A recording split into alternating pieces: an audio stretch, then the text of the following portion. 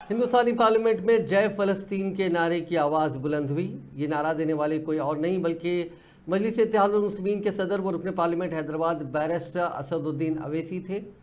Barrister Owaisi نے منگل کو 5ویں مرتبہ لوک سبھا کے رکن کی حیثیت سے حلف لیا۔ اس موقع پر انہوں نے فلسطین کی تائید میں نعرہ لگایا۔ بیرسٹر اسد الدین اویسی نے 18ویں لوک سبھا کے رکن کی حیثیت سے جب حلف لے رہے تھے اس وقت ایوان میں موجود بی جے پی کے ارکان جے شری رام کا نعرہ لگانا شروع کر دیے، جس کے جواب میں صدر مجلس نے جے بھیم، جے میم، جے تلنگانہ، جے فلسطین اور تکبیر اللہ اکبر کا نعرہ لگایا۔ واضح رہے کہ گزشتہ میعاد میں بھی بجٹ اجلاس کے دوران بیرسٹر اویسی نے بابری مسجد زندہ باد کے نعرے لگائے تھے۔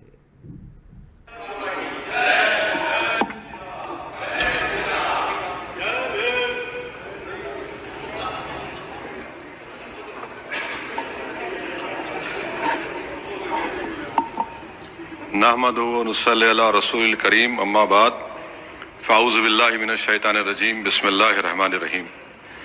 میں اسد الدین اویسی، جسے لوک سبھا کا رکن منتخب کیا گیا ہے، اللہ کے نام سے حلف اٹھاتا ہوں کہ میں بھارت کے آئین پر جو قانون کے بموجب طے پایا ہے اعتقاد رکھوں گا، اس کا وفادار رہوں گا۔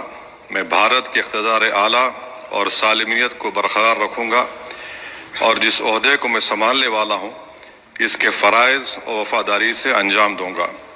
جے بھیم، جے میم، جے تلنگانہ، جے فلسطین، تکبیر اللہ اکبر۔